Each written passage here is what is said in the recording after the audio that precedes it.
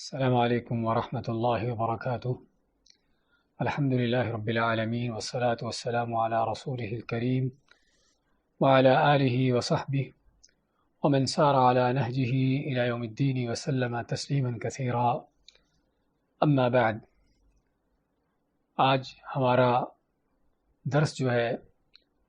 وہ دورہ علوم شرعیہ کا ہمارے کورس کا جو حصہ ہے فقہ العبادات، اس میں ہمارا موضوع نماز کا طریقہ کار اور نماز کے بارے میں مسائل و احکام کے بارے میں جاری تھا۔ سابقہ درس میں ہم نے نماز کے واجبات اور نماز سے پہلے جن شرائط کا جن شروط کا ہونا ضروری ہے ان کا ذکر کیا تھا کہ نماز کے لیے کیا کیا چیزیں شرط ہیں، اور اس میں ہم نے 9 شروط کا ذکر کیا تھا۔ اس کے بعد آج ہم انشاءاللہ اللہ کے فضل توفیق سے نماز کا مسنون طریقہ اس کا بیان کرنا چاہیں گے، لیکن نماز کا طریقہ کار بیان کرنے سے پہلے جس چیز کو بیان کرنا ضروری ہے، جس چیز کی وضاحت ضروری ہے، وہ یہ ہے کہ ہم نماز کیسے پڑھیں۔ شیخ ابن عثیمین رحمۃ اللہ علیہ فرماتے ہیں، ان کی کتاب ہے صفت الصلاۃ کے بارے میں، تو نماز کا طریقہ کار بیان کرتے ہوئے فرماتے ہیں کہ ہمیں اللہ تعالیٰ نے عبادت کا حکم دیا ہے، اور عبادت کے لیے 2 بڑی شرطیں ہیں۔ عبادت کے قبول ہونے کے لیے 2 بڑی شرطیں ہیں۔ ایک یہ ہے کہ عبادت اللہ کے لیے خالص ہو، اور دوسری کہ وہ عبادت نبی کریم صلی اللہ علیہ وسلم کی سنت کے مطابق ہو۔ اگر کسی بھی عبادت میں دونوں میں سے کوئی ایک شرط نہ ہو تو وہ عبادت قبول نہیں ہے۔ تو چنانچہ نماز کے حوالے سے اللہ تعالیٰ کا جو ہمیں حکم ہے وہ کیا ہے؟ وَأَقِيمُوا الصَّلَاةَ وَآتُوا الزَّكَاةَ وَارْكَعُوا مَعَ الرَّاكِعِينَ۔ اللہ تعالیٰ فرماتا ہے کہ نماز قائم کرو اور زکوٰۃ دو اور رکوع کرو رکوع کرنے والوں کے ساتھ۔ تو اللہ نے ہمیں نماز کو قائم کرنے کا حکم دیا ہے، اور نماز کو قائم کرنے کے لیے کس چیز کی ضرورت ہے؟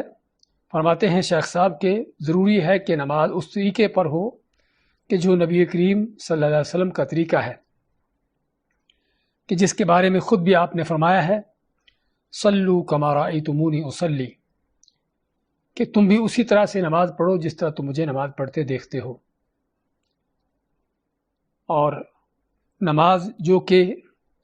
اس قدر اہم ترین اسلام کا رکن ہے کہ جس پر انسان کے دین کا، اس کے اسلام کا، ایمان کا دار و مدار ہے۔ جس طرح کہ ہم نے نماز کے مسائل شروع کرتے ہوئے اس چیز کا ذکر کیا تھا کہ نماز کا دین میں کیا حکم ہے، اس کا کیا مقام ہے، اور نماز کو چھوڑ دینے والوں کا کیا انجام ہے۔ تو بات کر رہے تھے کہ نماز جو کہ دین کا اہم ترین یہ رکن ہے، اور باقی اسلام کے ارکان سے سب سے اس میں جو امتیازی جو خاصیت ہے وہ یہ ہے کہ یہ وہ چیز ہے جو ہمیں ہر روز 5 مرتبہ ادا کرنا ہوتی ہے۔ رمضان کے روزے سال میں 1 دفعہ آتے ہیں، اور زکوٰۃ اسی کو ادا کرنا ہوتی ہے، اور سال میں 1 دفعہ ادا کرنا ہوتی ہے جس کے پاس مال ہو، اور حج بھی زندگی میں 1 بار فرض ہے۔ تو اسلام کے ان ارکان میں سے نماز ایک ایسا رکن ہے کہ جسے ہر روز، اور 1 دفعہ بھی نہیں بلکہ 5 دفعہ اس کو فرض کے طور پر ادا کرنا ہوتا ہے۔ تو ایک مسلمان کو کس قدر ضرورت ہے کہ اس نماز کے بارے میں دیکھے اور جانے کہ اس میں نبی کریم علیہ الصلوۃ والسلام کی سنت کیا ہے، آپ کا طریقہ کیا ہے۔ اور جس قدر یہ اہم ترین رکن ہے اور اسے جاننے کی ہمیں اشد ترین ضرورت ہے، اسی قدر ہی دیکھا جاتا ہے کہ لوگوں کی کیا لاپرواہی ہے نماز کے حوالے سے، نماز کے بارے میں، اس کے احکام کو جاننے کے بارے میں، اس کا طریقہ کار معلوم کرنے کے حوالے سے۔ اور جب کہ وہ دیکھتے بھی ہیں کہ نمازوں کے انداز لوگوں کے مختلف ہیں، الگ الگ ہیں، تو کیا یہ سبھی طور طریقے جو لوگوں کے نماز کے حوالے سے پائے جاتے ہیں دنیا میں، کیا یہ سبھی طور طریقے اللہ کے نبی کے ہیں؟ نبی کریم علیہ الصلوۃ والسلام نے ان سارے طریقوں پر نماز پڑھی ہے؟ یہ ممکن نہیں ہے کبھی بھی ایسا ہو سکے۔ یعنی اگر ہم صرف نماز میں ہاتھ باندھنے کی مثال لیں تو لوگوں کو کیا کیا انداز ہیں نماز میں قیام کی حالت میں ہاتھ باندھنے کے، کہ کوئی گردن کے بالکل نیچے شروع ہوتے ہیں تو تھوڑا نیچے سینے پر آ جاتے ہیں، اور سینے میں بھی آپ دیکھیں گے بعض لوگ جو ہیں وہ بائیں طرف چلے جاتے ہیں، اور کوئی سینے سے نیچے، کوئی ناف پر اور کوئی ناف کے نیچے، اور کوئی بالکل ہی اٹینشن کھڑے ہو جاتے ہیں۔ یعنی ایک جو کیفیت ابھی تک دیکھنے میں نہیں ملی کہ نماز میں پیچھے کسی نے ہاتھ باندھے ہوں، ورنہ ساری ہی کیفیتیں ہم دیکھتے ہیں۔ تو سوال یہاں پر پیدا ہوتا ہے، عقلی طور پر بھی انسان اس چیز کو سوچنے پر مجبور ہوتا ہے، کیا یہ سارے ہی طریقے اللہ کے نبی صلی اللہ علیہ وسلم کے ہیں؟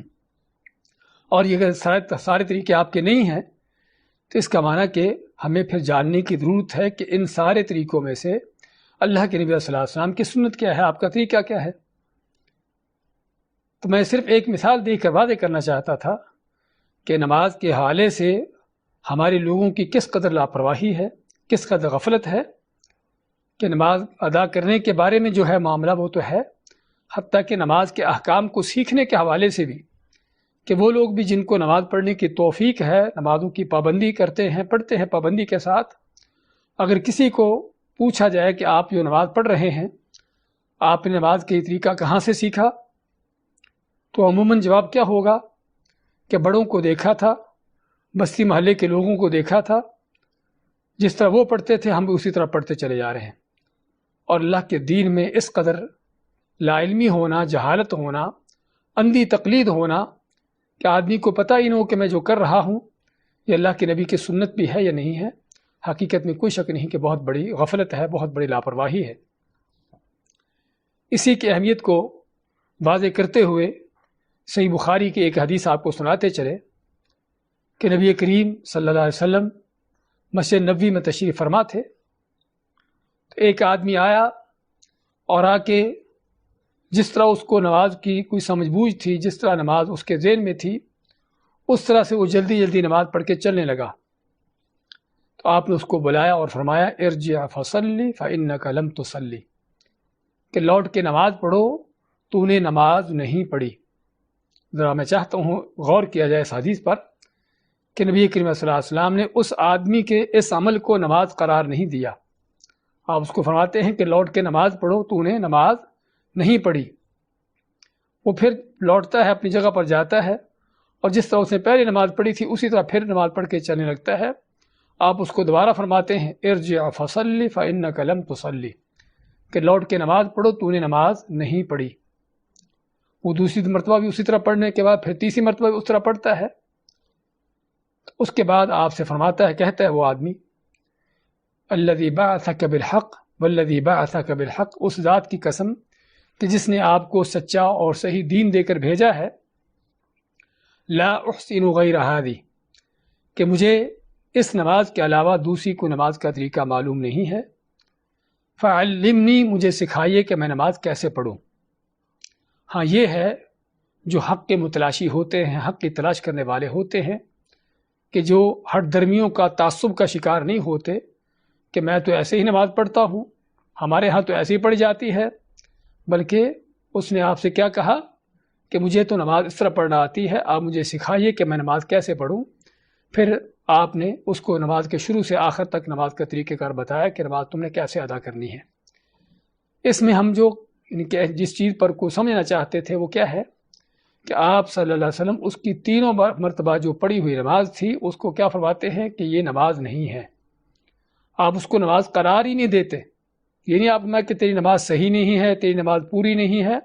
آپ ماتے کہ تو نے نماز پڑھی ہی نہیں ہے۔ اور یہی اسی طرح کی نمازیں آج ہمیں بہت سے لوگوں کی دیکھنے میں ملتی ہیں۔ وہ اپنے گھر سے نکلتے ہیں، مسجد میں جاتے ہیں، ٹائم نکالتے ہیں، اپنا کام چھوڑتے ہیں، اور ایک ان کی محنت مشقت ہوتی ہے نماز کو ادا کرنے کے حوالے سے، لیکن جو غلط طریقہ کار انہوں نے کہیں سے دیکھا ہوتا ہے، سیکھا ہوتا ہے، یا ان کو سکھایا ہوتا ہے بعض اوقات گمراہ کن قسم کے ملاؤں نے، اسی انداز سے وہ نماز پڑھ کے چل دیتے ہیں کہ جس نماز کو اللہ کے نبی فرماتے ہیں کہ یہ نماز نہیں ہے۔ تو اس حدیث سے ہمیں ایک بہت خطرناک بات کا پتہ چلتا ہے کہ ممکن ہے کوئی ایسے لوگ بھی ہوں کہ جو 5 وقت کی پابندی کے ساتھ نمازیں پڑھتے ہوں، لیکن وہ ان کی نمازیں نہ ہوں، اللہ کے ہوں ان کی نمازیں کسی کھاتے میں شمار نہ ہوں۔ تو ہمیں پھر کس قدر اشد ترین ضرورت ہے نماز کے مسائل و احکام کو جاننے کی، اس میں نبی کریم علیہ السلام کا طریقہ معلوم کرنے کی کہ آپ نے نماز پڑھ کے صحابہ کو دکھائی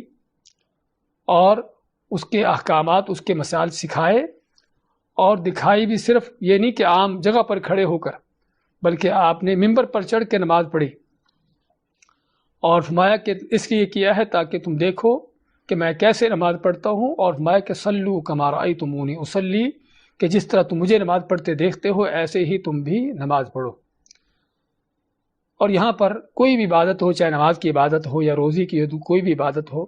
اس کے حوالے سے ہمیں جو اہم بات کا علم ہونا چاہیے وہ کیا ہے کہ جس اللہ تعالیٰ نے ہمیں اس عبادت کا حکم دیا ہے، اس نے ہمیں عبادت کا حکم دے کر اپنی مرضی پر نہیں چھوڑ دیا کہ جیسے تم چاہو کرتے رہو، بلکہ اس عبادت کا حکم دینے کے ساتھ ہمیں اس عبادت کو کرنے کا طریقہ بھی بتایا ہے، اس کی تعلیم بھی دی ہے،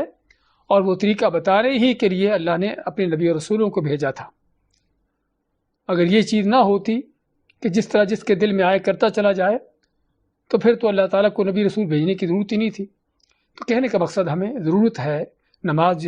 جیسے اس اہم ترین مسئلے کو جاننے کی، ویسے تو دین کے عموماً جو اہم ترین احکام سبھی کا علم ہونا چاہیے، لیکن خاص طور پر یہ نماز کا عمل کہ جس پر پورے دین کا دار و مدار ہے، اور جو ہمیں 5 مرتبہ کم سے کم ادا کرنا ہوتی ہے ہر روز، تو ضرورت ہے ہم جانیں اور دیکھیں کہ اس میں اللہ کے نبی صلی اللہ علیہ وسلم کا مسنون طریقہ کیا ہے۔ دوسری بات مسائل شروع کرنے سے پہلے جو کہنا چاہتا ہوں وہ یہ ہے کہ نماز کے مسائل میں اور عموماً دین کے احکامات کے مسائل میں ہم دیکھتے ہیں کہ علماء کے اختلافات ہیں۔ ہم نے نماز کے مسائل کو شروع کرتے ہوئے بھی اس بات پر تمہید ذکر کی تھی کہ ہمیں ان اختلافات کے وقت کیا کرنا ہے، قرآن و سنت کی ہمارے لیے کیا تعلیمات ہیں۔ اللہ تعالیٰ کا فرمان ہے فَإِن تَنَازَعْتُمْ فِي شَيْءٍ فَرُدُّوهُ إِلَى اللَّهِ وَالرَّسُولِ، کہ اگر تمہارا کسی بات پر بھی، کسی مسئلے پر بھی اختلاف ہو جاتا ہے تو اس اختلاف کا حل جو ہے وہ کہاں سے لینا ہے؟ فَرُدُّوهُ إِلَى اللَّهِ وَالرَّسُولِ، اس کو لوٹا دو اللہ کی طرف اور رسول کریم صلی اللہ علیہ وسلم کی طرف۔ یعنی اپنے اختلاف کا حل جو ہے اپنی منمانی سے نہیں ہے، لوگوں کی باتوں سے نہیں ہے، اپنے بڑوں کی ان کے اقوال سے نہیں ہے کہ ہمارے بڑے نے یہ کہا تھا، ہمارے بڑے نے وہ کہا تھا، بلکہ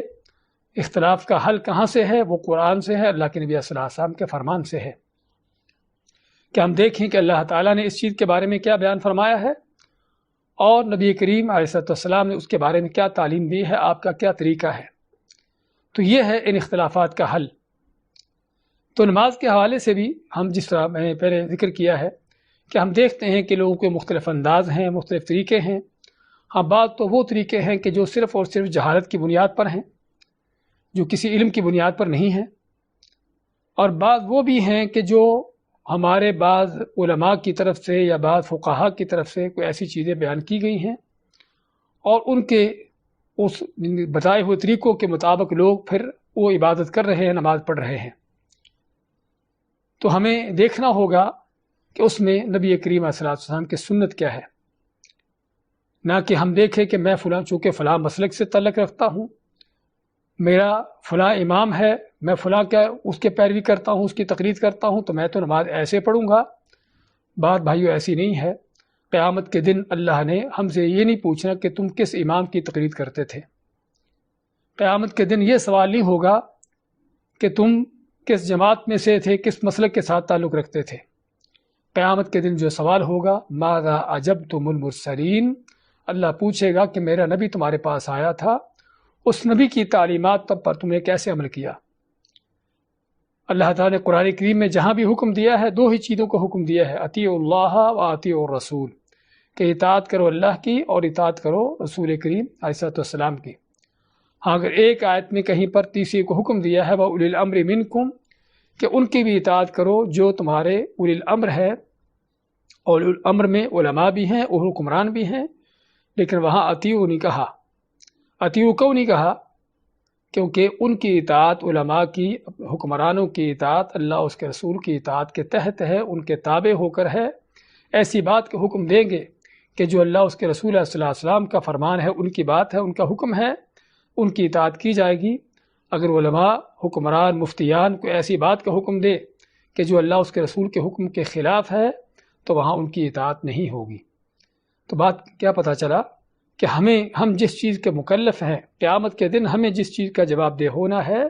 وہ یہ ہے کہ اللہ کا فرمان، اللہ کے نبی صلی اللہ علیہ وسلم کا فرمان، اس کے مطابق ہم کہاں تک چلے، کس طرح اس کو اپنایا۔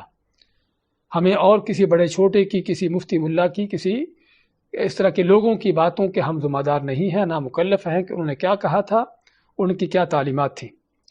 اور اس کا معنی یہ بھی نہیں کہ ہم ان علماء کی ان کو گرا دیں، ان کی توہین کریں، نہیں، ان کا عزت اور مقام ہے۔ دین کو سیکھنے سمجھنے کے لیے ہم دیکھیں گے کہ ان کے کیا اقوال ہیں، ان کے کیا فرمان ہیں، لیکن کہیں پر اگر دیکھیں گے ان کی بات کو کہ حدیث کے، قرآن کے مطابق نہیں ہے اور کوئی ایسی بڑی بات نہیں ہے مطابق نہ ہونا، کیونکہ وہ بشر ہے، انسان ہے، اور خود ہم نے ائمہ کرام کے اقوال کا ذکر کیا تھا نماز کے مسائل شروع کرتے ہوئے کہ خود ائمہ کرام نے کس طرح ہمیں اپنے پیچھا کرنے سے، اپنی تقلید کرنے سے منع کیا ہے، اور یہ کہا ہے کہ ہم بھی تمہارے جیسے بشر ہیں، انسان ہیں، اگر کوئی آج بات کہتے ہیں، کوئی فتویٰ دیتے ہیں تو کل اس سے لوٹ جاتے ہیں، اس سے پھر جاتے ہیں، یعنی ہم سے بھی غلطیاں ہوتی ہیں۔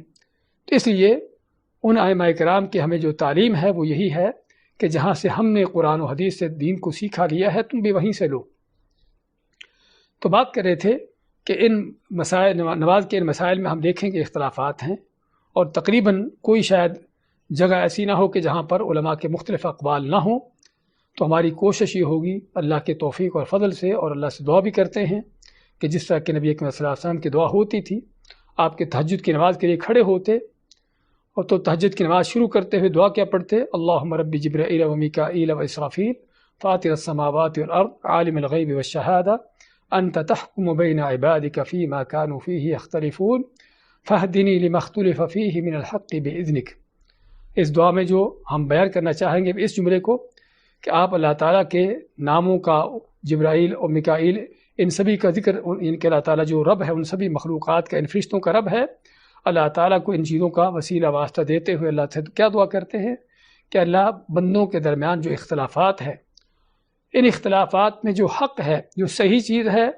اس پر میری رہنمائی کر۔ انک تہدی من تشاء الی صراط مستقیم، کیونکہ تو ہی ہے جس کو چاہتا ہے صراط مستقیم کی ہدایت، اس کی توفیق دیتا ہے۔ تو اگر نبی کریم علیہ السلام اس بات کے محتاج تھے کہ آپ اللہ سے ہدایت کی طلب کریں، اور خصوصاً اختلافات میں حق اور حقیقت کو جاننے کی، پہچاننے کے لیے اللہ سے دعا کریں، تو ہم کس قدر ہمیں ضرورت ہے اس چیز کی کہ اللہ سے سب سے پہلے دعا بھی ہو کہ اللہ تعالیٰ ہمیں ان اختلافات میں سے جو حق ہے اور جو حقیقت ہے اور جو اللہ اس کے رسول صلی اللہ علیہ وسلم کے فیصلے کے مطابق چیز ہے، اس کو اپنانے کی ہم کو توفیق دے، اور اس کے ساتھ ساتھ ہماری کوشش بھی ہو کہ ہم دیکھیں کہ اللہ کے نبی صلی اللہ علیہ وسلم کی سنت کیا ہے، اس کو جاننے کی کوشش کریں، نہ کہ جس طرح کے اکثر و بیشتر لوگوں کا حال کہ جس طرح بڑوں کو دیکھا تھا اس طرح نماز پڑھتے چلے جا رہے ہیں، جس طرح لوگوں کو دیکھا تھا اسی طرح روزہ رکھتے چلے جا رہے ہیں، اس طرح کی باتیں کرتے چلے جا رہے ہیں، کچھ پتہ نہیں کہ ہم جو کر رہے ہیں صحیح ہے یا غلط ہے، سنت کے مطابق ہے یا مخالف ہے۔ تو ہمیں اشد ترین ضرورت ہے نماز کے مسائل کو خصوصی طور پر جاننے کی، معلوم کرنے کی، سنت کے مطابق ان کا علم رکھنے کی، اور جہاں پر ہم دیکھیں کہ اختلافات ہیں اس میں دیکھیں کہ اللہ کے نبی صلی اللہ علیہ وسلم سے جو صحیح ترین حدیث ہے وہ کیا ہے۔ حدیثیں بھی بعض اوقات صحیح اور ضعیف ہوتی ہیں، اور صحیح حدیثوں کے اندر بھی بعض اوقات یعنی فرق ہوتا ہے، فرق ہونے کا معنی کچھ زیادہ صحیح ہوتی ہے، اس کی زیادہ یعنی کہ اس کی حیثیت بڑھ کر ہے، کوئی اس سے کم درجے کی ہے۔ تو ان اختلافات کے وقت پھر ہم کوشش کریں کہ دیکھیں کہ زیادہ صحیح ترین جو نبی صلی اللہ علیہ وسلم سے سنت ثابت ہے وہ کیا ہے، تاکہ ہم کل قیامت کے دن اگر ہم سے پوچھا جائے کہ تو نے نماز اس طریقے سے پڑھی ہے تو نے نماز اس طریقے سے کیوں پڑھی تھی، تو ہمارا جواب کیا ہو کہ اللہ تیرے نبی صلی اللہ علیہ وسلم کی سنت کو سیکھا تھا، اس کو جانا تھا، آپ کی احادیث میں ہم نے اس طرح سے پڑھا تھا، اور صحیح حدیث میں ہم نے اس طرح کی چیزیں دیکھی تھی تو اس کے مطابق ہم نے کرنے کی کوشش کی تھی۔ یہ وہ جواب ہے کہ جو اللہ کے ہاں ہماری کامیابی کا باعث بن سکتا ہے، ذریعہ بن سکتا ہے، جبکہ اس کے برخلاف اگر مسئلہ معاملہ کچھ اور ہے کہ ہم اوروں کی باتوں پر چل کر نمازیں پڑھ رہے ہیں اور سنت کے خلاف ہیں، تو قیامت کے دن پھر ہمیں ایسے لوگوں کو جواب ڈھونڈنے کی تلاش کرنے کی ضرورت ہے کہ اللہ کو کیا جواب دیں گے کہ جب میرے نبی کی سنت تمہارے پاس آ گئی، اللہ کے نبی صلی اللہ علیہ وسلم کی حدیثیں تمہارے پاس موجود تھیں، تو تم نے ان حدیثوں کو کیوں نہ دیکھا، کیوں نہ ان کو پڑھا جانا، تاکہ تمہاری باتیں اللہ کے حکم کے مطابق ہوں، سنت کے مطابق ہوں۔ تو کہنے کا مقصد ہمیں ضرورت ہے ان احکامات کو جاننے کی، تاکہ کل قیامت کے دن سرخرو ہو سکیں، ہماری باتیں قبول ہو سکیں، اور یہ نمازیں، یہ روزے، یہ عبادات ہماری نجات کا ذریعہ بن سکیں۔ اور پھر یہ بھی تیسری بات جو کہنا چاہوں گا یہاں پر کہ ان مسائل میں جو اختلافات ہیں، بعض اوقات اختلاف کی بنیاد کیا ہوتی ہے کہ دونوں طرفی دلیل ہے،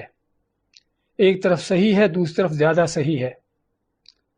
ایک طرف صحیح حدیث ہے، دوسری طرف حدیث ہے لیکن وہ اس سے کم درجے کی ہے۔ تو اس طرح کے اختلافات ہوتے ہیں، اور بعض اوقات بلکہ ایسے بھی اختلافات ہوتے ہیں علماء کے کہ جس میں کوئی واضح دو ٹوک طور پر کوئی حدیث یا آیت نہیں ہوتی، اور علماء کا اجتہاد ہوتا ہے، ان کی اس مسئلے کے اوپر اپنی ریسرچ اور کوشش محنت ہوتی ہے، جن کو ہم اجتہادی مسائل کہتے ہیں۔ تو اس طرح کے اختلافات میں ہمارا موقف کیا ہونا چاہیے؟ ہم دیکھتے ہیں نماز کے مسائل ہوں یا اس طرح کے دین کے بعد مسائل، اور خصوصی طور پر نماز کے مسائل، کسی مسجد میں داخل ہوں تو آپ کو بڑے بڑے بورڈ نظر آئیں گے کسی مسجد میں کہ یہاں پر آمین اونچی کہنا منع ہے، فاتحہ پڑھنا حرام ہے، اور دوسری مسجد میں داخل ہوں گے سب سے بڑے بورڈ آپ کو یہ ملیں گے کہ فاتحہ خلف الامام پڑھنا ضروری ہے، اور اونچی آمین کہنے کی وہاں پر دلیلیں اور حدیثیں آپ کو ملے گی۔ یعنی دیکھنے والے کو اندازہ ہوتا ہے کہ شاید دین کے سب سے بڑے یہی مسائل ہیں کہ جس کی امت کو جاننے کی ضرورت ہے، جن مسائل کو ضرورت ہے کہ امت جانے، اس سے بڑھ کر اور کوئی مسئلہ نہیں ہے۔ تو یہاں پر ہم یہ بھی جاننا چاہیں گے کہ نماز کے اس طرح کے مسائل، اس طرح سے اختلافات جو پائے جاتے ہیں بعض مسائل کے اندر، یہ کوئی اختلافات ایسی چیزیں نہیں کہ جو دین کے بنیادی مسائل ہوں، کہ جس پر دین کا دار و مدار ہو، کہ اس کو کرنے نہ کرنے سے آپ کافر یا مسلمان ہو جاتے ہوں، ایسی کوئی بات نہیں ہے اللہ کے فضل سے۔ عموماً جن مسائل پر علماء کے اختلافات ہیں مصنون چیزیں ہیں، بعض ایسی بھی چیزیں ہوں گی کدوکا جو فرض کی حد تک ہیں، لیکن وہ بھی ان کے اجتہادی اختلافات ہیں۔ تو اس کا معنی کیا ہے کہ ہمیں ان اختلافات میں ایک دوسرے کے ساتھ نرمی اختیار کرنا، وہ طریقہ اختیار کرنا کہ جو صحابہ تابعین کا رہا ہے۔ یہ اختلافات کو آج کے نہیں ہیں، یہ بہت پرانے ہیں۔ دین کے مسائل کے اختلافات صحابہ کے دور سے چلے آ رہے ہیں، لیکن صحابہ کرام کا معاملہ کیا تھا کہ وہ اختلافات صرف مسئلے کی حد تک رکھتے، اس سے بڑھ کر ان کے دلوں میں اختلافات نہ آتے۔ مسائل کے اندر اور مسائل میں جو ان کے مختلف رائے ہوتی، ان کے اقوال ہوتے، اس میں تو اختلاف ان کا ضرور ہوتا بعض اوقات، لیکن اس کے باوجود سبھی کے دل ایک ہوتے، سبھی ایک دوسرے کے بھائی ہوتے، ایک دوسرے کی خاطر اپنی جانیں قربان کرتے۔ برخلاف آج کے ہم جو دیکھتے ہیں کہ ان مسائل ہی کو اپنے درمیان رکاوٹیں اور دیواریں بنا دیا گیا ہے، چنانچہ جو یہ کام کرتا ہے وہ ہم میں سے ہے، جو نہیں کرتا وہ ہم میں سے نہیں ہے، ہمارا دشمن ہے۔ تو یہ کوئی دین نہیں، اللہ کا دین یہ بالکل سرے سے نہیں ہے،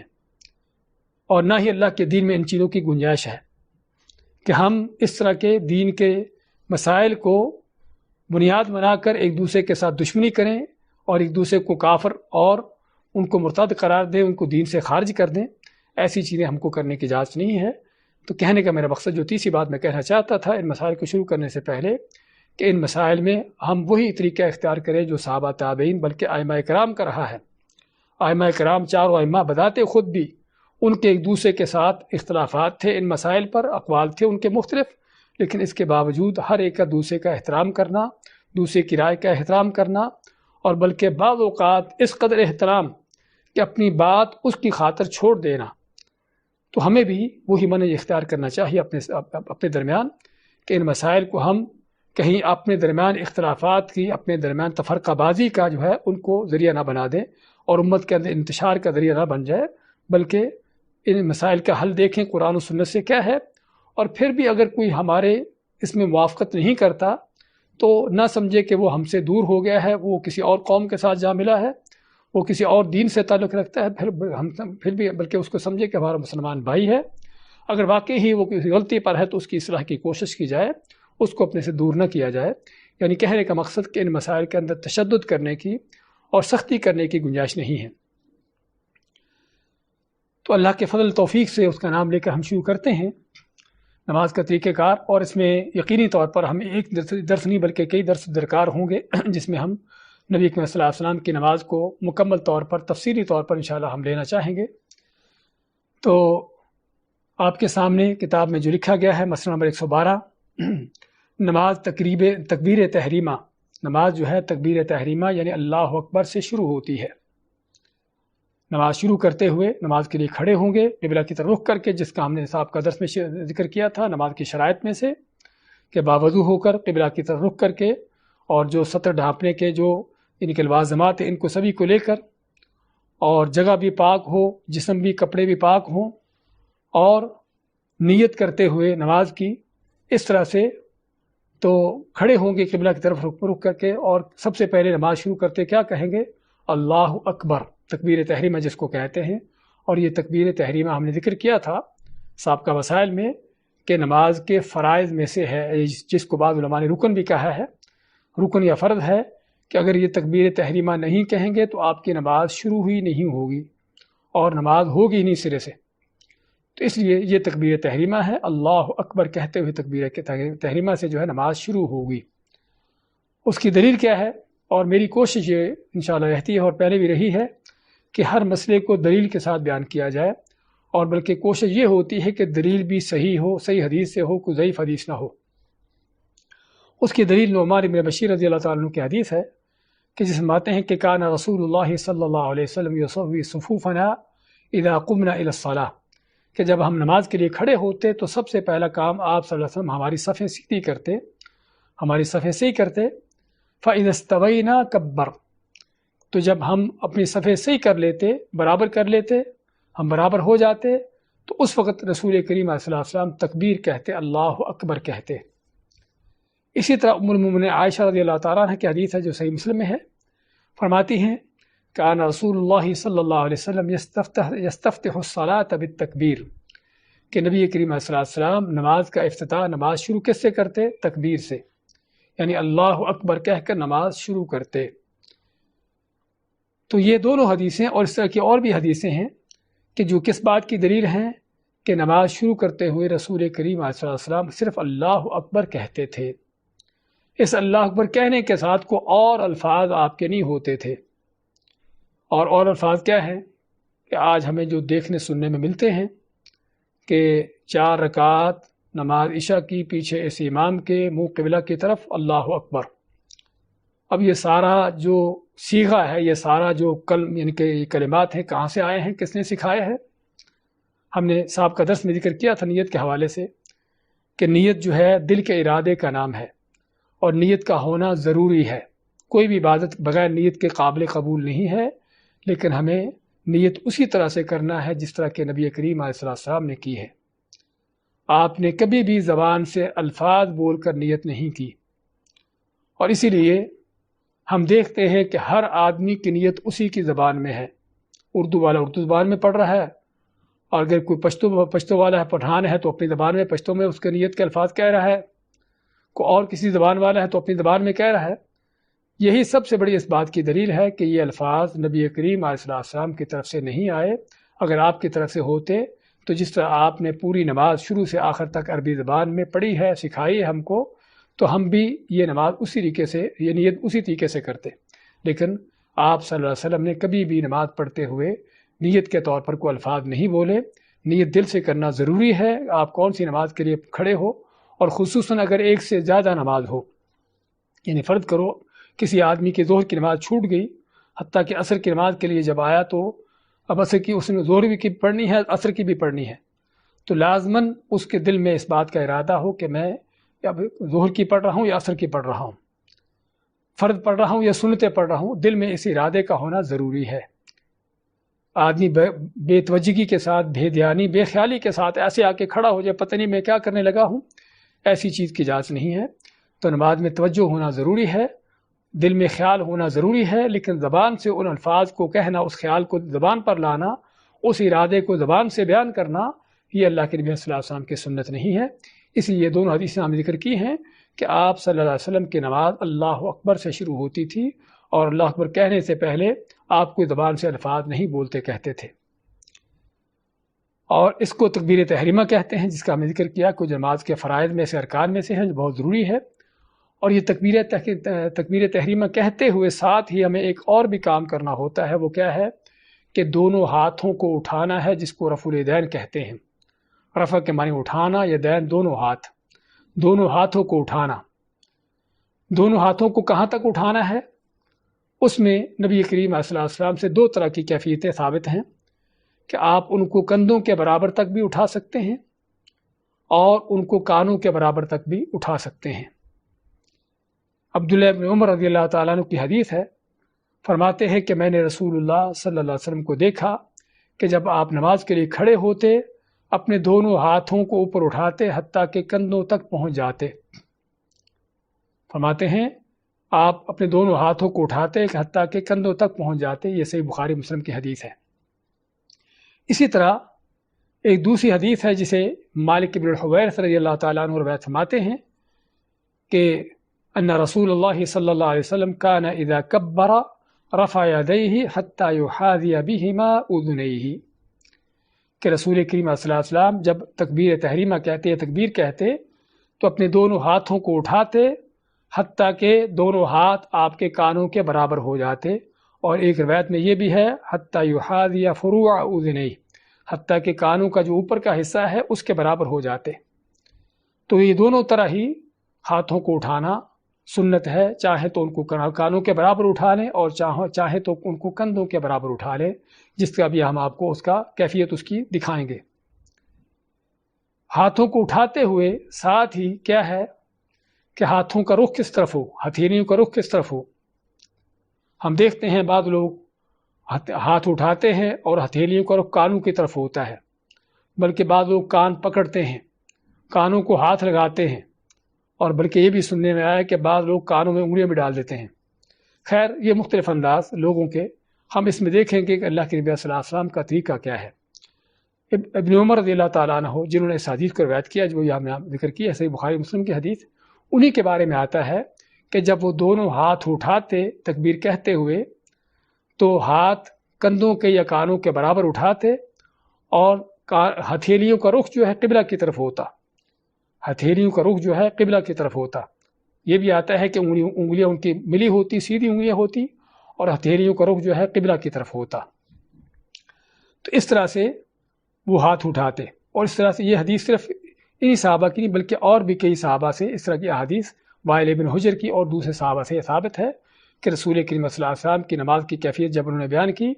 تو فرمایا کہ آپ جب ہاتھ اٹھاتے تو اپنے کندھوں کے برابر یا کانوں کے برابر اٹھاتے، اور دونوں ہی طرح ثابت ہے۔ اور اگر ایک سے زیادہ چیز نبی کریم صلی اللہ علیہ وسلم سے ثابت ہو، پھر ہمیں کیا کرنا چاہیے؟ کرنا یہ چاہیے کہ ہم کبھی یہ کریں کبھی یہ کریں، تاکہ دونوں طریقوں سے جو سنت ہے اس پر عمل ہو جائے۔ یعنی کہ صرف ایک ہی چیز پر جمے رہیں کہ میں ایسے ہی کروں گا، اور بلکہ ممکن ہے کہ دوسری چیز کو تسلیم قبول کرنے کے لیے بھی تیار نہ ہوں، بلکہ اگر آپ صلی اللہ علیہ وسلم سے ایک سے زیادہ طریقہ کار کسی چیز میں ثابت ہے صحیح حدیث سے، تو پھر اس میں یہ ہے کہ ہم کبھی اس طریقے سے کر لیں، کبھی اس طریقے سے کر لیں، تاکہ نبی اکرم صلی اللہ علیہ وسلم کی دونوں سنتوں پر عمل ہو جائے۔ تو جس طرح کر رہے تھے کہ تکبیر تحریمہ کہنے کے ساتھ ساتھ ہاتھوں کو اٹھانا ہے، جس طرح کہ ابھی آپ دیکھ رہے ہیں، ان کو کانوں کے برابر بھی لے جا سکتے ہیں، لیکن کانوں کو انگوٹھے لگانے اس طرح کی چیزوں کی ضرورت نہیں۔ احادیث میں کہیں ان کے انگوٹھوں کے لگانے کا ذکر نہیں آتا، کانوں کے برابر لے جائیں گے، اور اس طرح سے ہتھیلیوں کا رخ جو ہے قبلہ کی طرف ہوگا، اور انگلیاں جو ہے ایک دوسرے کے ساتھ ملی ہوں گی۔ یہ ہے جو ہمیں صحابہ اکرام کی، عبداللہ بن عمر اور باقی صحابہ نے جو آپ کی نماز کی کیفیت بیان کی ہے، ان سے ہمیں یہ چیز ملتی ہے۔ جس طرح کہ ابن عمر کے بارے میں آپ کو بتایا ہے کہ وہ اس طریقے سے ہاتھ اٹھاتے، ان کی انگلیاں سیدھی ہوتی، اور ہتھیلیوں کا رخ جو ہے قبلہ کی طرف ہوتا۔ ان کا یہ عمل جو ہے ابن سعد رحمۃ اللہ علیہ نے اپنے کتاب طبقات میں ذکر کیا ہے۔ تو کانوں کے برابر بھی ایسے اٹھا سکتے ہیں، اور چاہے تو ان کو تھوڑا نیچے کر کے کندھوں کے برابر اٹھا سکتے ہیں۔ دونوں ہی طرح ہاتھوں کو اس طرح سے اٹھانا ثابت ہے۔ تیسری چیز اس مسئلے کے حوالے سے تکبیر تحریمہ کے ساتھ ہاتھ اٹھانا۔ آپ کیا تکبیر تحریمہ ہاتھ اٹھانے کے پہلے کہیں گے یا ساتھ کہیں گے یا بعد میں کہیں گے؟ احادیث میں تینوں ہی چیزیں ثابت ہیں کہ آپ چاہیں تو اللہ اکبر پہلے کہہ دیں، ہاتھ بعد میں اٹھا لیں، چاہیں تو پہلے ہاتھ اٹھا لیں پھر اللہ اکبر کہیں، اور چاہے تو ہاتھ اٹھانے کے ساتھ ہی آپ اللہ اکبر کہہ دیں۔ تینوں ہی طریقے احادیث سے ثابت ہیں، اور تینوں ہی طرح سے آپ عمل کر سکتے ہیں۔ اور جس طرح میں نے عرض کیا ہے کہ اگر ایک سے زیادہ چیز اللہ کے نبی صلی اللہ علیہ وسلم ثابت ہے تو بہتر ہے کہ آدمی کبھی اس طریقے سے کبھی اس طریقے سے اس پر عمل کرنے کی کوشش کرے۔ تو تکبیر تحریمہ جو ہے وہ ہاتھ اٹھانے کے ساتھ بھی کہہ سکتے ہیں، اور تکبیر ہاتھ اٹھانے سے متصل پہلے بھی کہہ سکتے ہیں، اور تکبیر تحریمہ کے کہنے کے بعد بھی فوراً ہاتھ اٹھا سکتے ہیں۔ تو یہ ہاتھ اٹھانا جس کو رفع الیدین کہتے ہیں، تو اس طرح سے ہے۔ اس کے بعد ہاتھ اٹھانے کے بعد ہم نے اگلا کام کیا کرنا ہے کہ ہاتھوں کو باندھنا ہے۔ دایاں ہاتھ جو ہے وہ بائیں ہاتھ کے اوپر رکھنا ہے، اس کی بھی ہم انشاءاللہ آپ کو کیفیت ابھی بتاتے ہیں۔ اور اس میں دو مسئلے ہیں، ایک تو دائیں ہاتھ کا بائیں ہاتھ پر رکھنا، اور کہاں رکھنا، اور دائیں ہاتھ بائیں ہاتھ پر کہاں رکھیں گے، یعنی دائیں ہاتھ کو بائیں ہاتھ کے کس جگہ پر رکھیں گے، کیا ہتھیلی پر رکھیں گے یا اپنے جو کلائی ہے اس پر رکھیں گے یا بازو پر رکھیں گے۔ یہ تینوں ہی چیزیں جو ہیں ثابت ہیں، تینوں ہی طرح سے جو ہے وہ ثابت ہے۔ آپ اگر چاہیں تو اپنا دائیں ہاتھ بائیں بازو پر رکھتے ہیں، جس طرح کہ صحیح بخاری میں سہل بن سعد رضی اللہ تعالیٰ عنہ کی حدیث ہے، فرماتے ہیں کہ لوگوں کو حکم دیا جاتا تھا کہ اپنا دائیں ہاتھ بائیں بازو پر رکھیں، اپنا دائیں ہاتھ جو ہے بائیں بازو پر رکھیں، اور یہ حدیث جو ہے صحیح بخاری کی حدیث ہے۔ اسی طرح اپنا دایاں ہاتھ جو ہے وہ بائیں ہاتھ کے اوپر رکھیں، بائیں ہاتھ کے اوپر ایسے رکھیں، جس طرح کہ وائل ابن حجر نے فرمایا ہے کہ میں نے نبی اکرم صلی اللہ علیہ وسلم کو دیکھا کہ آپ اس طرح سے اپنا دائیں ہاتھ بائیں ہاتھ پر رکھتے تھے، اور یہ صحیح مسلم کی حدیث ہے۔ اور تیسرا طریقہ یہ بھی جو وائل ابن حجر کی حدیث میں آتا ہے دوسری روایت میں، کہ آپ یعنی کہ بعض اوقات آپ دیکھتے کہ وائل فرماتے ہیں کہ آپ اپنا ہاتھ جو ہے وہ اس طریقے سے رکھتے کہ ہاتھ کی ہتھیلی جو ہے وہ اپنے جوڑ پر ہوتی، جو کلائی کے ساتھ جوڑ ہے وہاں پر ہوتی، اور ہاتھ کی انگلیاں جو ہیں وہ بازو پر آ جاتی، کلائی کے آگے آ جاتی، اور ہتھیلی کا پچھلا حصہ جو ہے وہ ہاتھ کے اوپر ہوتا، یعنی اس طرح کا۔ تو کہنے کا مقصد یہ سارے طریقے ثابت ہیں، یعنی چاہے تو آپ ایسے بھی رکھ سکتے ہیں ہاتھ کو تھوڑا آگے کر کے، اپنی ہتھیلی کو جو ہے وہ ہاتھ کے جوڑ کے اوپر رکھ سکتے ہیں، اور تھوڑا آگے کر کے بازو پر رکھ سکتے ہیں۔ تو یہ تینوں ہی طریقے نبی اکرم صلی اللہ علیہ وسلم سے ثابت ہیں، اور تینوں طریقوں میں سے کوئی بھی طریقہ اختیار کر لیں تو جائز اور صحیح ہے۔ تو یہ ہاتھ رکھنا ہاتھ کے اوپر، دائیں ہاتھ بائیں ہاتھ کے اوپر رکھنا، اس میں تو کوئی اختلاف نہیں، کوئی شک نہیں، اور صحیح بخاری مسلم کی احادیث سے یہ ثابت ہے۔ لیکن اگلا مسئلہ اس میں یہ ہے کہ اب دونوں ہاتھ ہم نے دائیں ہاتھ بائیں ہاتھ پر رکھ لیا، بازو پر رکھ لیا، اب رکھیں ان کو کہاں پر؟ ہم جس طرح پہلے آپ کو بیان کا ذکر کر رہے تھے کہ آپ دیکھتے ہیں اس میں مختلف لوگوں کے سٹائل کیا کیا ہیں۔ اس میں احادیث کی روح سے تین طرح کی حدیثیں ہیں۔ ایک حدیث میں سینے کا ذکر آتا ہے کہ دایاں ہاتھ بائیں ہاتھ کے اوپر رکھ کے سینے پر رکھتے، جس طرح کہ وائل ابن حجر کی حدیث ہے، فرماتے ہیں صلیت مع رسول اللہ صلی اللہ علیہ وسلم فوضع یدہ الیمنی علی یدہ الیسری علی صدرہ۔ تو فرماتے ہیں وائل ابن حجر کہ میں نے رسول اکرم صلی اللہ علیہ وسلم کے ساتھ نماز پڑھی تو میں نے دیکھا کہ اپنا دایاں ہاتھ آپ نے بائیں ہاتھ کے اوپر رکھا، اور دونوں ہاتھ کہاں رکھے؟ اپنے سینے پر رکھے، اپنے سینے پر رکھے۔ یہ حدیث جو ہے ابن خزیمہ رحمۃ اللہ علیہ نے، ان کی کتاب ہے صحیح ابن خزیمہ، اس میں ان کو روایت کیا ہے۔ اور علماء کا کہنا ہے کہ ہاتھ رکھنے کے حوالے سے، ہاتھ رکھنے کی جو جگہ ہے اس میں سب سے صحیح ترین حدیث یہ ہے۔ اس کے علاوہ بات دوسری احادیث میں ہے کہ ہاتھوں کو سینے سے تھوڑا نیچے لیکن ناف کے اوپر رکھنا، ناف سے اونچا ہو، ناف کے اوپر نہیں بلکہ ناف سے یعنی کہ سینے سے نیچے اور ناف کے اور سینے کے درمیان کے حصے میں رکھنا۔ اور یہ حدیث بھی سند کے لحاظ سے اس میں کمزوری ہے۔ اور تیسری ایک کیفیت بیان ہوتی ہے کہ جس میں ہاتھوں کو ناف سے نیچے رکھنا، جس میں حضرت علی رضی اللہ تعالیٰ عنہ کی حدیث ان کی طرف یہ روایت کی جاتی ہے منسوب کہ انہوں نے یہ روایت کی کہ ہاتھوں کو دائیں ہاتھ کو بائیں ہاتھ کے اوپر رکھ کر جو ہے وہ ناف کے نیچے رکھنا. تو اس بارے میں ابن الحمام رحمۃ اللہ علیہ جو احناف کے بڑے اور بہت بڑے علماء میں سے گزرے ہیں اور ان کی بڑی کتابیں بھی ہیں اس یعنی کہ حنفی مسلک کے بارے میں، ان کا کہنا ہے کہ ناف سے نیچے ہاتھ رکھنے والی حدیث جو ہے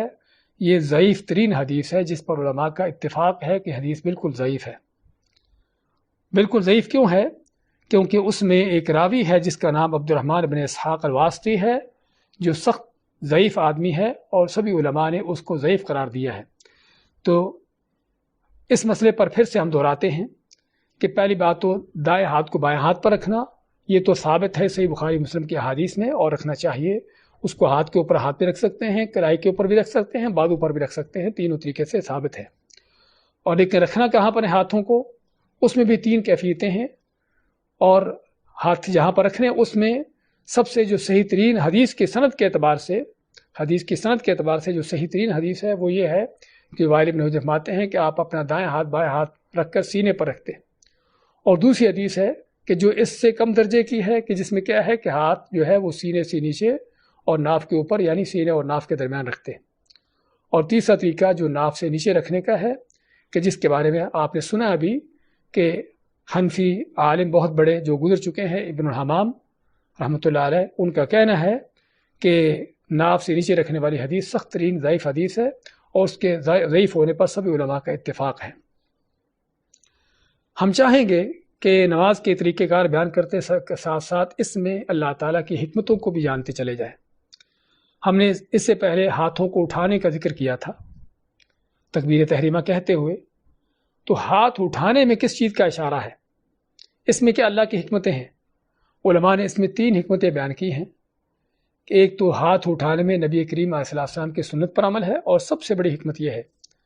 کہ بعض اوقات ہم کسی چیز کے بارے میں اپنی طرف سے ہمارے خیال ہوتے ہیں کہ اس کا یہ ہو سکتا ہے، لیکن سب سے بڑی حکمت کسی بھی چیز کے اندر کیا ہے کہ وہ نبی کریم علیہ السلام کی سنت کی اتباع ہونا. اور دوسرا اس میں ہاتھ اٹھانے میں کیا ہے؟ اللہ کی تعظیم کی طرف اشارہ ہے. اللہ اکبر، آپ اللہ کی بڑائی بیان کرتے ہیں زبان سے بھی، اور زبان سے بڑائی کرنے کے ساتھ ساتھ اپنے ہاتھوں سے بھی اللہ کے بڑا ہونے کا اشارہ کرتے ہیں، اونچا ہونے کا اشارہ کرتے ہیں. اور تیسرا علماء نے ذکر کیا ہے کہ ان ہاتھوں کے اٹھانے سے جیسے کہ آپ نے دنیا کو اپنے سے الگ کر دیا اور اپنا تعلق اللہ سے جوڑ دیا، اللہ اور اپنے درمیان کا پردہ ہٹا دیا. تو یہ معنی ہمارے سامنے ہونے چاہیے. اسی طرح جب ہاتھ باندھتے ہیں تو ہاتھ باندھنے کے اندر بھی کیا معنی ہے؟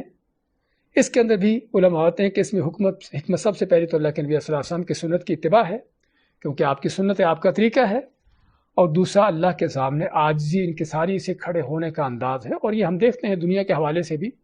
کہ بعض اوقات کوئی کمین قسم کے لوگ جو ہوتے ہیں بڑے اپنے چودھریوں کے سامنے، سرداروں کے سامنے جب کھڑے ہوتے ہیں تو کس طرح ہاتھ باندھ کر کھڑے ہوتے ہیں. تو اگر یہ انسان دوسرے انسانوں کے سامنے ہاتھ باندھ کر کھڑے ہو رہے ہیں، حالانکہ جائز نہیں ہے، اسلام میں اس چیز کی اجازت نہیں ہے، لیکن یہ بعض اوقات متکبر قسم کے مغرور قسم کے لوگوں کے یہاں پایا جاتا ہے کہ وہ اپنے جو ماتحت لوگ ہیں ان کو اپنے سامنے اس انداز سے کھڑا کرتے ہیں. تو اگر کوئی کائنات میں حقیقی طور پر اس چیز کے ذات لائق ہے تو اللہ کی ذات ہے کہ اس کے سامنے اس انداز سے ہاتھ باندھ کر کھڑے ہوا جائے. اس کے بعد 115 نمبر مسئلے میں اس کے بعد ہم نے تکبیر تحریمہ کا کہہ کر ہاتھ باندھ لیے. اس کے بعد ہم کو کیا کرنا ہے؟ اب نماز کے اذکار شروع ہوتے ہیں کہ ہم نماز میں پڑھنا کیا ہے. تو نماز کے اذکار میں سب سے پہلے جس کو ہم ثنا کہتے ہیں، ثنا پڑھتے ہیں. تو ثنا میں مختلف طرح کی نبی کریم صلی اللہ علیہ وسلم سے دعائیں ثابت ہیں، اور یہاں پر ثنا پڑھتے ہوئے نبی کریم صلی اللہ علیہ وسلم خاموشی سے پڑھتے، اونچی آواز سے نہیں پڑھتے تھے. اس لیے سیدنا ابو ہریرہ رضی اللہ تعالیٰ عنہ کی حدیث ہے، فرماتے ہیں کہ میں دیکھتا کہ رسول کریم صلی اللہ علیہ وسلم تکبیر تحریمہ کہہ کر تھوڑی دیر خاموش رہتے اور پھر تلاوت شروع کرتے. تو میں نے آپ سے عرض کیا کہ میرے ماں باپ آپ پر قربان ہوں، آپ اس خاموشی میں کیا پڑھتے ہیں؟ دیکھیے صحابہ کرام کی کیا حرص لالچ تھی دین کو سیکھنے کی. ہم بچپن سے ایک نمازیں پڑھتے چلے آ رہے ہیں، کسی کی عمر 70 سال کی بھی ہو چکی ہوگی، لیکن آج تک اس کو نماز کا طریقہ کار معلوم کرنے کی شاید توفیق نہ ہوئی ہو کہ میں نماز جو پڑھ رہا ہوں دیکھوں کہ اللہ کے نبی کی سنت کے مطابق ہے یا نہیں ہے۔ لیکن صحابہ اکرام ایک ایک چیز کو دیکھتے، اور جو چیز ان کو معلوم نہ ہوتی دیکھنے سے آپ سے پوچھتے کہ یہ چیز کیسے ہے۔ اب آپ کی تلاوت سن رہے ہوتے، آپ کے اذکار جو اونچی آواز سے آپ پڑھتے، کوئی اس طرح کی چیز وہ سن رہے ہوتے، اس کو یاد کر لیتے، لیکن یہاں پر چونکہ خاموشی سے پڑھتے تھے ثنا کو تو معلوم نہیں تھا کیا پڑھتے ہیں۔ تو ابو ہریرہ رضی اللہ عنہ آپ سے پوچھتے ہیں کہ میرے ماں باپ آپ پر قربان جائیں کہ مجھے بتائیے کہ آپ تکبیر تحریمہ کہنے کے بعد سے لے کر جب تلاوت شروع کرتے ہو درمیان میں جو خاموش ہوتے ہو خاموشی کے ساتھ کیا پڑھتے ہو؟ تو آپ نے فرمایا کہ میں اس وقت یہ دعا پڑھتا ہوں۔ کیا دعا ہے؟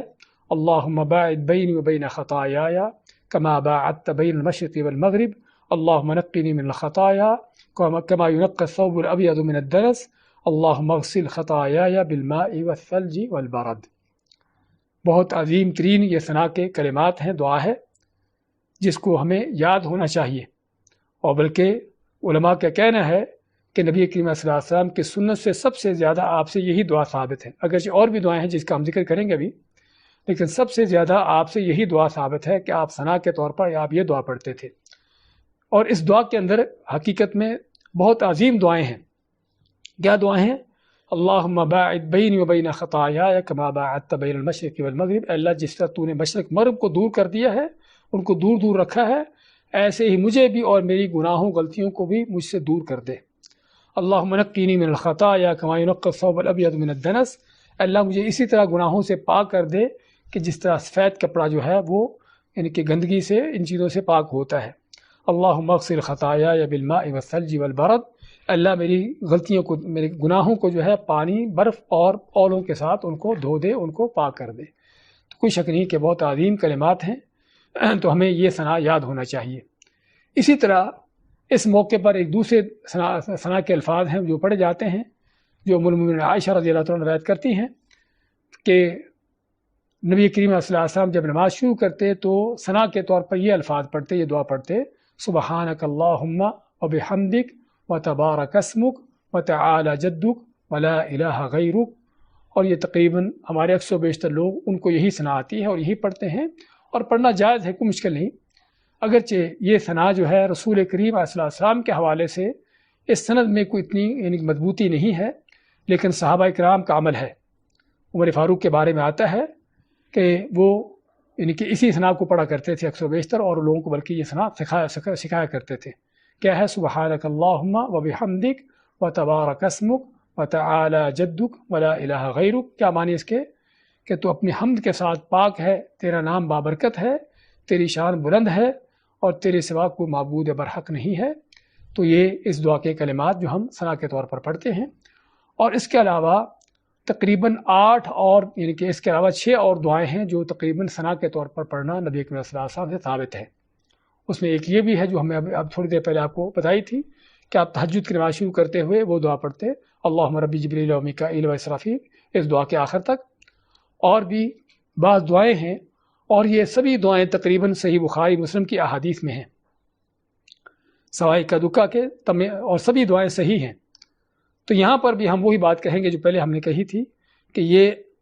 ثنا کے طور پر جو دعائیں آپ سے ثابت ہیں، جو تقریباً 7-8 اس میں سیغے ہیں، 7-8 قسم کی دعائیں ہیں، تو ہمیں چاہیے کہ ان دعاؤں کو یاد کریں اور وقتاً فوقتاً گاہے بگاہے ان دعاؤں کو پڑھتے رہیں۔ کبھی یہ دعا پڑھ لیں، کبھی دوسری دعا پڑھ لیں، کبھی تیسری دعا پڑھ لیں۔ اس کا فائدہ کیا ہوگا؟ سب سے بڑا فائدہ تو یہ ہے کہ اللہ کے نبی صلی اللہ علیہ وسلم کی سنت پر عمل ہوگا، اور دوسرا بڑا فائدہ یہ ہے کہ ہم نماز میں جو ہمارا ایک روٹین ورک ہے ہم اس سے نکل جائیں گے۔ آج کل بہت سے لوگوں کو یہ نماز کیسے ہوتی ہے کہ نماز کے لیے کھڑے ہوئے وہ پہلے سے زبان پر کلمات چڑھے ہوتے ہیں، الفاظ چڑھے ہوتے ہیں، وہ زبان چلنا شروع ہو جاتی ہے، اور آدمی نماز پڑھ کے فارغ ہو جاتا ہے، اس کو کچھ نہیں پتہ کہ میں نے کیا پڑھا ہے۔ تو لیکن اگر ہم یہ دعائیں جو اللہ کے نبی صلی اللہ علیہ وسلم سے ثابت ہیں، اور آپ سے ثابت ہونے کا معنی بھی یہی ہے کہ آپ نماز کو روٹین ورک کے طور پر نہیں پڑھتے تھے، بلکہ نمازوں میں بدل بدل کر یہ دعائیں پڑھتے کہ جس سے نماز میں توجہ پیدا ہوتی ہے، خیال پیدا ہوتا ہے۔ تو اس لیے دل میں اگر نماز میں دل لگانا چاہتے ہیں تو اس کا ایک بہت بڑا طریقہ یہ بھی ہے کہ نبی کریم صلی اللہ علیہ وسلم سے جو مختلف طرح کی دعائیں آتی ہیں ان دعاؤں کو یاد کریں، اور وہ دعائیں بدل بدل کے پڑھتے رہیں، کبھی اس دعا کو پڑھ لیں، کبھی دوسرے کو پڑھ لیں۔ اس کا فائدہ یہ ہوگا کہ آپ کی نماز پر توجہ رہے گی،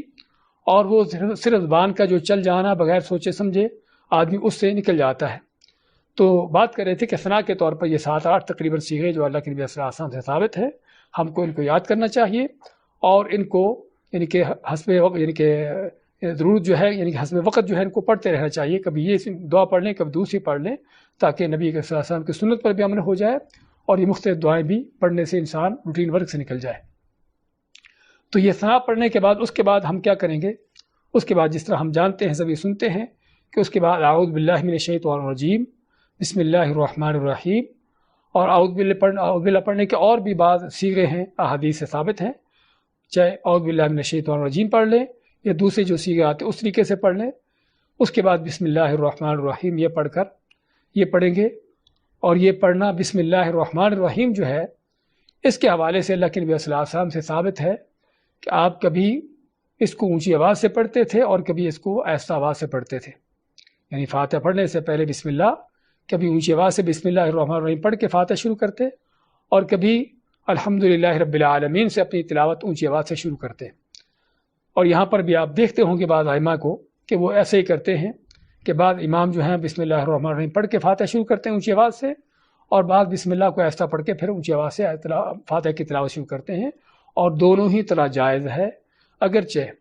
زیادہ تر آپ صلی اللہ علیہ وسلم کا عمل جو ہے وہ بسم اللہ نہ پڑھنا یا بسم اللہ کو آہستہ آواز سے پڑھنا ہے، زیادہ تر بسم اللہ کو آہستہ آواز سے پڑھ کر فاتحہ سے اپنی تلاوت کو شروع کرنا، کہ جس کے بارے میں حدیث میں ہے کہ اللہ تعالیٰ فرماتا ہے کہ میں نے اپنے اور اپنے بندے کی نماز کو اپنے درمیان تقسیم کر لیا ہے۔ تو تقسیم کرتے ہوئے کیا کیا ہے کہ جب اللہ فرماتا ہے کہ جب بندہ کہتا ہے الحمدللہ رب العالمین،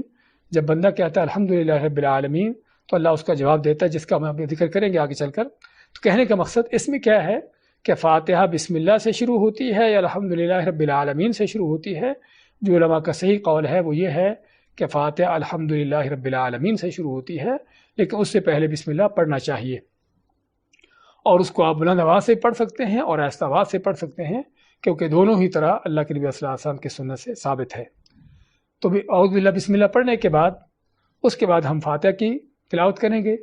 اور فاتحہ کا پڑھنا کیا ہے، اس کا حکم کیا ہے؟ سب سے پہلے تو ہمیں ذکر کیا تھا نماز کے ارکان میں سے یا نماز کے جو فرائض ہیں کہ اس میں فاتحہ کا پڑھنا بھی نماز کے فرائض میں سے ہے۔ نماز میں جو چیز فرض ہے اس میں ایک یہ ہے کہ فاتحہ کو پڑھا جائے، اور اس میں ایک نہیں بلکہ نبی اکرم صلی اللہ علیہ وسلم کی 10 احادیث ہیں کہ جس میں آپ نے فاتحہ پڑھنے کی تاکید کی،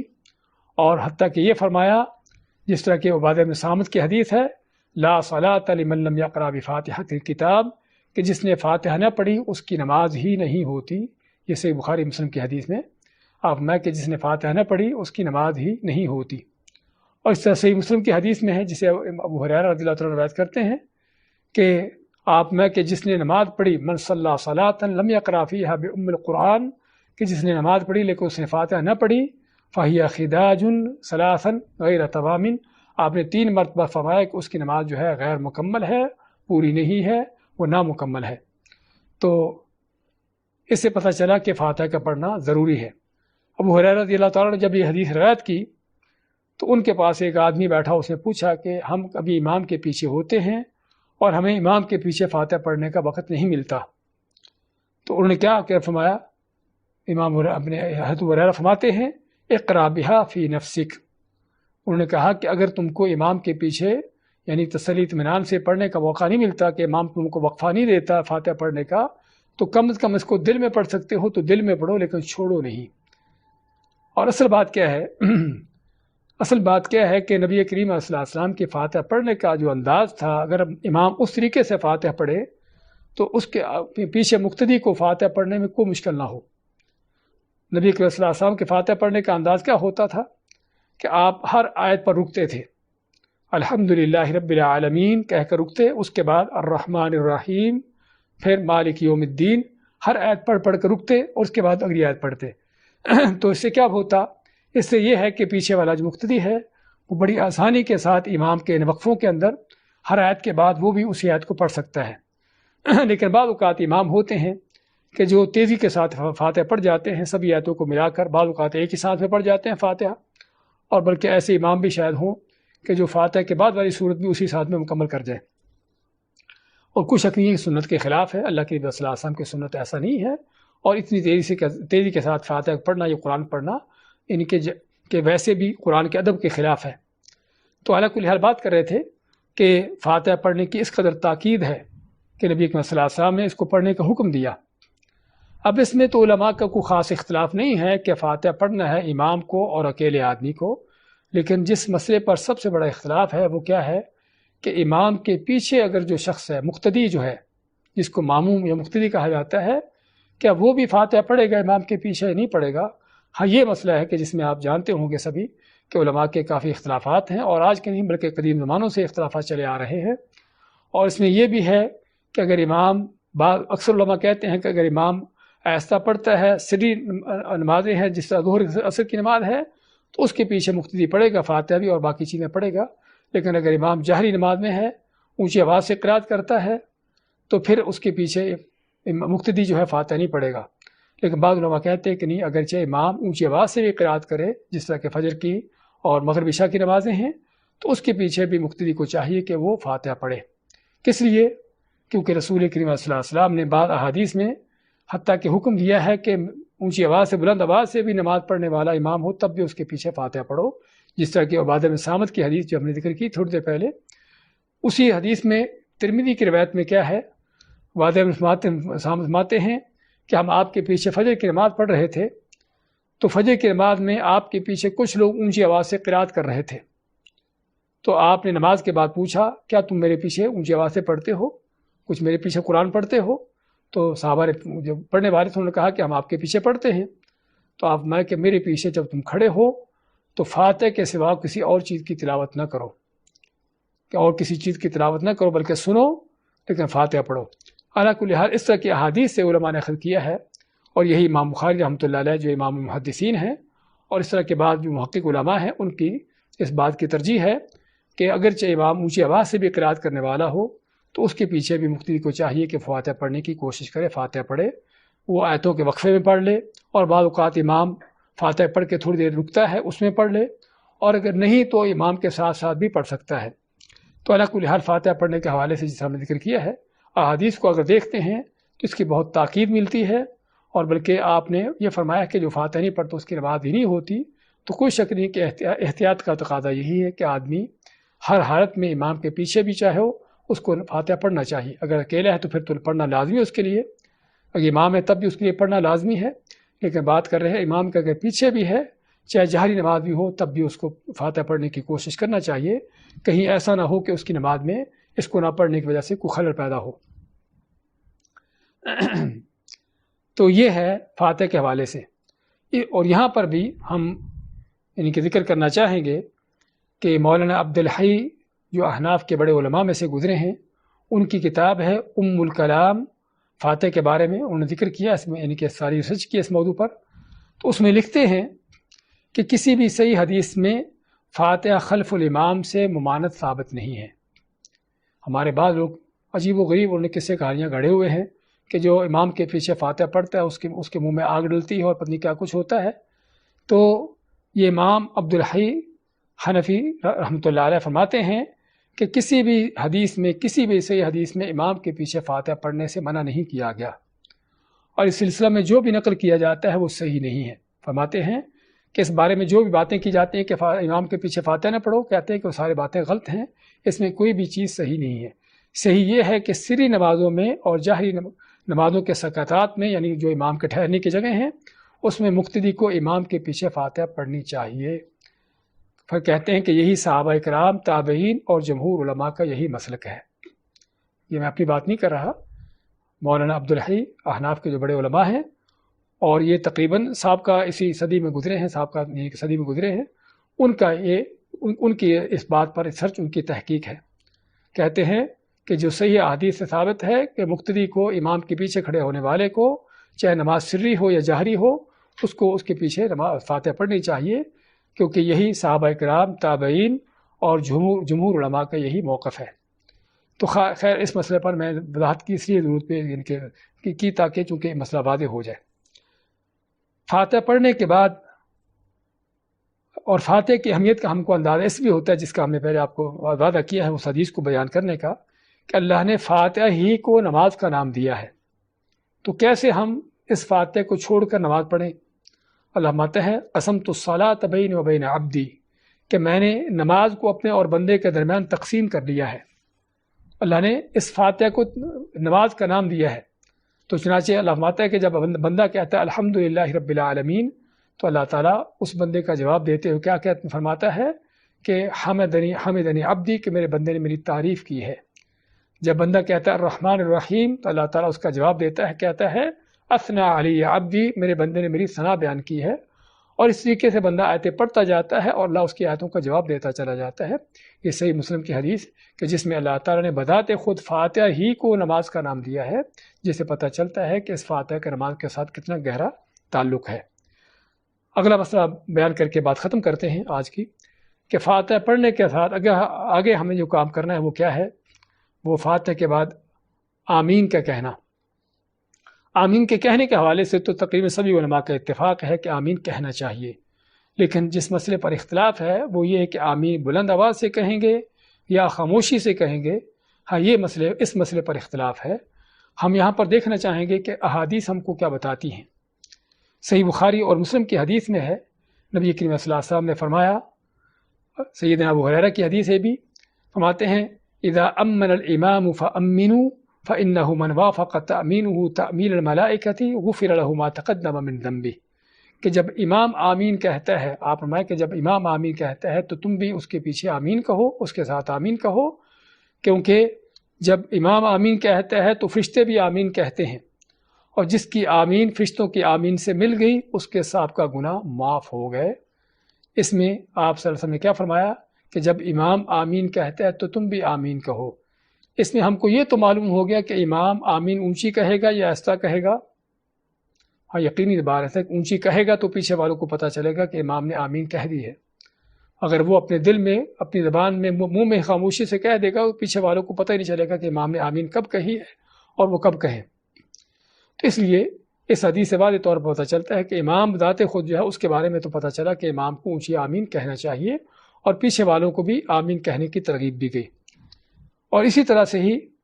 ابو ہریرہ کی دوسری حدیث ہے کہ رسول کریم علیہ السلام جب غیر المغضوب علیہم ولا الضالین کہتے تو ابو ہریرہ فرماتے ہیں تو آپ اتنی اونچی آواز سے آمین کہتے کہ حتیٰ کہ آپ کے پیچھے جو پہلی صف ہے سبھی کو سنائی دیتا۔ بلکہ ابن عباس کی روایت میں یہ بھی آتا ہے کہ ہم پچھلی صفوں میں ہوتے تھے اور ہمیں آپ کی آمین پچھلی صفوں تک سنائی دیتی تھی۔ ابو ہریرہ فرماتے ہیں کہ جب آپ آمین کہتے تو صحابہ بھی آمین کہتے، فَيَرْتَجُّ بِهَا الْمَسْجِدُ، حتیٰ کہ آمین کی آواز سے مسجد گونج اٹھتی تھی۔ اسی طرح ایک تابعی ہیں عطا رحمۃ اللہ علیہ، فرماتے ہیں ادرکت مئتین من اصحاب رسول اللہ صلی اللہ علیہ وسلم، فرماتے ہیں کہ میں نے 200 صحابہ کو اپنی زندگی میں پایا۔ یہ چونکہ تابعی ہیں، فرماتے ہیں کہ میں نے 200 صحابہ کو اپنی زندگی میں پایا، تو فرماتے ہیں کہ اسی مسجد میں جب نماز پڑھتا وہ 200 صحابہ اس مسجد میں ہوتے، تو جب امام ولا الضالین کہتا تو یہ سبھی اونچی آواز سے آمین کہتے، حتیٰ کہ ان کی آمین سے مسجد میں گونج پیدا ہوتی۔ اسی طرح کی اور بھی کئی حدیثیں، ایک حدیث میں آپ صلی اللہ علیہ وسلم کا فرمان ہے کہ یہودیوں کو تم سے سب سے زیادہ جس چیز پر چڑھ ہے وہ 2 چیزیں ہیں۔ ایک تو جب تم ایک دوسرے کو ملتے ہو تو سلام کہتے ہو، یہودیوں کی بات بہت ناگوار گزرتی ہے، اور دوسرا جو تم امام کے پیچھے آمین کہتے ہو تو یہودی اس چیز سے بڑا ان کو حسد ہوتا ہے، بہت اس چیز سے چڑھتے اور ان کو ناگواری ہوتی ہے۔ اور ظاہری بات ہے کہ یہودی مسجد کے باہر ہوتے تھے اور مسجد کے باہر تک ان کو آمین کی آواز سنائی دیتی تھی تو ان کے دل میں یہ چڑ پیدا ہوتی تھی۔ تو خیر، کہنے کا مقصد کہ آمین کا بلند آواز سے کہنا ایک نہیں بلکہ ایک حدیث سے ثابت ہے، اور یہ بھی اللہ کے نبی صلی اللہ علیہ وسلم کی ثابت شدہ سنتوں میں سے ہے کہ جس کو ہمیں جاننا چاہیے، معلوم کرنا چاہیے، اور اس پر ہمارا عمل ہونا چاہیے۔ آج ہم انہی مسائل پر اکتفا کرتے ہیں۔ آج کے مسائل میں ہم پھر سے ایک بار دہرا دیتے ہیں کہ ہم نے کیا کیا مسائل لیے ہیں۔ سب سے پہلے تو نماز کے مسائل کو جاننے کی اہمیت ہم نے جو واضح کی ہے کہ چونکہ دین کا اہم ترین رکن ہے اور ایسا عظیم رکن ہے جسے ہمیں ہر روز 5 مرتبہ ادا کرنا ہوتا ہے، تو ہمیں اشد ترین ضرورت ہے کہ ہم اس رکن کے احکامات کو سیکھیں اور دیکھیں کہ اللہ کے نبی صلی اللہ علیہ وسلم کا سنت طریقہ کیا ہے، اور اس میں صرف دیکھ دکھا کر لوگوں کو اس طریقے نہ چلیں بلکہ آپ صلی اللہ علیہ وسلم کی سنت کو معلوم کرنے کی کوشش کریں۔ اور اسی طرح اس میں یہ بھی ہم نے ذکر کیا تھا کہ جہاں پر ہم دیکھتے ہیں کہ جن مسائل میں اختلاف ہے اس میں ہم کوشش کریں کہ دیکھیں کہ اللہ کے نبی صلی اللہ علیہ وسلم کی سنت کیا ہے، آپ کا طریقہ کیا ہے، اور اگر حدیث بھی دونوں طرف ہیں تو دیکھیں کہ زیادہ صحیح حدیثیں کس طرف ہیں، تاکہ ہم اس چیز پر عمل کریں کہ جس پر ہمیں یقین ہو قیامت کے دن، جو ہمارے یعنی کہ ہمارے لیے حجت اور دلیل بن سکے۔ اور تیسرا ہم نے یہ بھی ذکر کیا تھا کہ یہ وہ مسائل ہیں کہ جن مسائل پر ہمیں تشدد کرنے کی اجازت نہیں ہے، ان مسائل کو ہم سیکھیں، جانیں سنت کے مطابق، اور صحیح سے صحیح طریقہ معلوم کرنے کی کوشش کریں، اس پر عمل پیرا ہوں۔ لیکن اگر دیکھیں کسی مخالف کو، اس کو بتا دیں، سمجھا دیں اچھے طریقے سے، لیکن کسی اس مسائل کی بنیاد پر ہم جو ہے آپس میں اختلافات کھڑے کر کے جماعت فرقے نہ بن جائیں اور امت کو انتشار کا باعث نہ بنا دیں، امت میں انتشار کا باعث نہ بن جائیں۔ اس کے بعد ہم نے ذکر کیا تھا نماز کے مسائل ذکر کرتے ہوئے سب سے پہلے تکبیر تحریمہ کا، کہ اس کا حکم کیا ہے، کہ نماز کا اہم ترین رکن ہے کہ جس کے بغیر نماز شروع نہیں ہوتی، اور یہ بھی ذکر کیا تھا کہ آپ کی نماز تکبیر تحریمہ سے شروع ہوتی، اور تکبیر کہنے سے پہلے آپ نیت کے طور پر کوئی زبان سے الفاظ نہیں کہتے تھے، اور تکبیر تحریمہ کہنے کے ساتھ ہی ہاتھوں کو اٹھانے کا ذکر کیا تھا جس کو رفع الیدین کہتے ہیں، اور یہ بھی ہمیں اٹھانے کا طریقہ کار بتایا کہ ہاتھوں کو کیسے اٹھانا ہے، کہاں تک اٹھانا ہے اور کب اٹھانا ہے، تکبیر تحریمہ کہتے ہوئے، کہنے سے پہلے یا بعد میں، اور اس طرح کیسے اٹھانا ہے، اور انگلیوں کو ہاتھوں کا رخ کس طرف ہو، کیسے ہو، یہ ہم نے ساری چیزیں واضح کی ہیں۔ اور پھر ہاتھوں کو اٹھا کر باندھنا کہاں پر ہے، کہ ہاتھوں کو کیسے رکھنا ہے، دائیں ہاتھ کو بائیں ہاتھ کے اوپر، اور ہتھیلی کے اوپر بھی رکھا جا سکتا ہے، کلائی کے اوپر بھی رکھا جا سکتا ہے، اور بازو پر بھی رکھے جا سکتے ہیں، تینوں کیفیتیں ہم نے بیان کی تھیں۔ اور یہ بھی کہ ہاتھوں کو اس کے بعد باندھنا کہاں پر ہے، کیا سینے پر یا سینے سے نیچے یا ناف کے نیچے،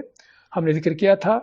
کہ جو سب سے صحیح ترین، اور میری بات نہیں محدثین کا قول ہے کہ سند کے اعتبار سے جو سب سے صحیح ترین احادیث ہیں، یعنی کہ جو قوی ترین حدیثیں، اگرچہ ساری ان حدیثوں کے اندر کسی نہ کسی لحاظ سے ضعف ہے، کمزوری ہے، لیکن جو سب سے قوی دلیلیں ہیں یا قوی حدیثیں ہیں وہ سینے والی ہیں، اس کے بعد جو سینے سے نیچے والی اور ناف سے اوپر والی ہیں، اور سب سے جو کمزور ترین حدیثیں ہیں جو ناف سے نیچے والی ہیں۔ اور اس کے بعد ہم نے ثنا کا ذکر کیا ہے کہ ثنا پڑھنا چاہیے، اور اس میں آپ صلی اللہ علیہ وسلم سے مختلف طرح کی دعائیں ثابت ہیں کہ جو ہم کو یاد ہونی چاہیے اور ہمیں گاہے بگاہے ان کو پڑھنا چاہیے۔ اور اس کے بعد اعوذ باللہ بسم اللہ پڑھنے کے بعد فاتحہ کا پڑھنے کا ہم نے ذکر کیا ہے کہ اس کے پڑھنے کی کیا تاکید ہے، کیا اہمیت ہے، اور کس طرح سے ہر نمازی کو ہی، چاہے وہ اکیلا ہو، چاہے امام ہو یا امام کے پیچھے ہو، سبھی کو ہی اس کو پڑھنے کی تاکید کی گئی ہے۔ اور فاتحہ پڑھنے کے بعد جو ہے اس کے بعد جو ہے وہ آمین کا کہنا، اس کے بارے میں ہم نے آخر میں ذکر کیا ہے کہ نبی اکرم صلی اللہ علیہ وسلم کے احادیث سے آمین کے بارے میں کیا چیز ثابت ہے۔ بارک اللہ فیکم۔ تو انشاءاللہ اگلے دروس میں آنے والے جو منڈے ہے اپنے پیر کے دن ہم انشاءاللہ نماز کا باقی مسائل کو انشاءاللہ لینے کی کوشش کریں گے۔ بارک اللہ فیکم و جزاکم اللہ خیر۔